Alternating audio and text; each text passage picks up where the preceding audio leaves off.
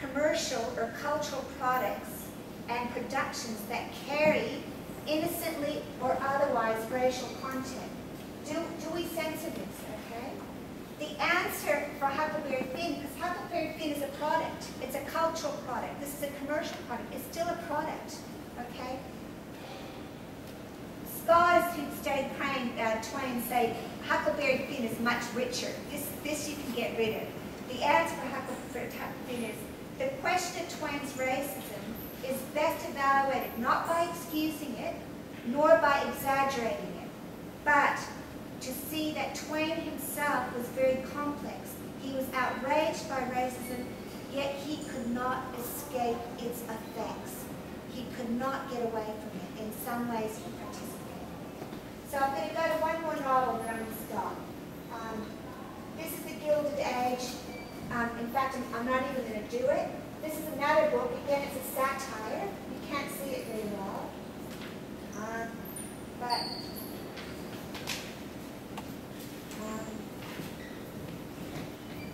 It parodies the industrial progress of the United States in the 1880s and 1890s, okay? Now, my students have told me as well that there's a lot of political corruption in every country that happens. When you have massive industrialization, there's a lot of money, okay? You can industrialize a country using schemes that are not always very good, okay? Taiwan has had to deal with this. The US had to deal with it. Huge, wealthy industrialists, they wanted to develop, okay? Think of that great big flora exposition at, there's a museum near, they've destroyed a whole park and they're going to put in a floral exposition. They're saying this is green, this is beautiful. You can come pick up the flowers. The flowers are plastic. You have to pay to get in, or if you don't, when you go in, it's been commodified. Natural space is commodified. You can't get money from a tree. Take away the tree, put a McDonald's there. You can make a lot of money from that space. So a lot of Taiwan's green land has been exploited because someone's come in and developed it. And the people of Taiwan themselves have not always benefited. So we know that when Taiwan industrialized in the 80s, it became one of the tiger economies, but it had a reputation for being one of the dirtiest countries in Asia, unfortunately. We are now addressing that, okay? A 1995 study showed that Taiwan's, half of its rivers were polluted. It's 1/3 of its rice crop was contaminated with heavy metals. And even by Taiwan's lenient standards, the country's air quality was considered officially harmful for 17% of the year. A recent report that I found on the website is Green Party Taiwan, so if you don't believe in that party, it may be rubbish. I tend to believe what Green Party puts out. I trust Green Party, but you never know. They say now half of Taiwan's rivers are polluted, 30% of the ocean shore is covered in cement. It's got the second highest use of cement, and it's got the highest level of species extinction in the world, right at this moment. We're losing. It's an incredibly biodiverse environment. We've got the most species of birds coming through. All those habitats are being destroyed at this very moment. A lot of these industrial projects, there's money in them, okay? It's not necessarily good for the people or the economy eventually, okay? So we produce the highest carbon dioxide per capita in the world. That's not really our fault.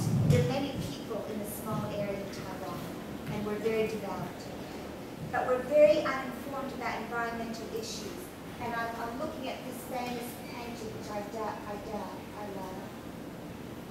Oh, you can't see it. This is a very, very famous painting, 19th century American. It's basically, you cannot see it, but it's talking about the massive industrialization of America. And it was painted by an Ashcan school man. And the Ashcan's group of painters were known for being the apostles of ugliness. They didn't want to say, oh, we have a beautiful America. Look, it's all gilded, it's all gold. They looked at, they were very realistic, and they looked at the unglamorized portraits of what real life in gritty cities crowded with immigrants and struggling poor. So this to me sums it up, because when you talk about the Gilded Age, it means to gild something is to coat it in gold. I think this is real gold. But most of my jewelry is fake. So some of this is fake. It's gilded. Underneath it's brass. Yeah? Okay. So, but gelding is when you take a male animal and you castrate it, we say geld. To geld a male animal is to castrate it. So we've gilded America, we've made it gold, we plate it in gold, but we also, at that time, we destroyed a lot of America's green land, and we gelded it. We basically castrated our environment, and we are doing that in Taiwan now. Unfortunately, we're castrating all the rich power of our green country.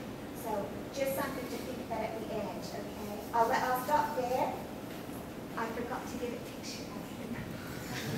I wanted to end on a happy note, but as long as you know, what was his name in the major film? Brokeback.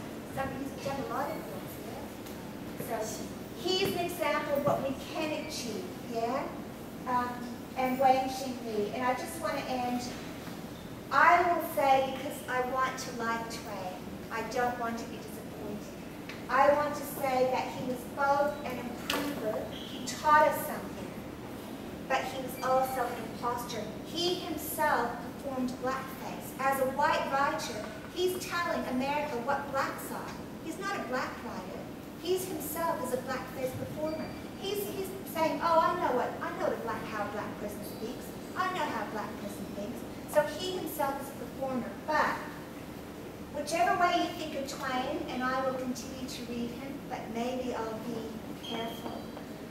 All modern American literature comes from one book by Mark Twain called Huckleberry Finn, and I believe that. And that's by Ernest Hemingway. This is a black book, Ralph Ellison. He's as famous in modern American literature as Ernest Hemingway. He says, no Huck and Jim, no American novel as we know it.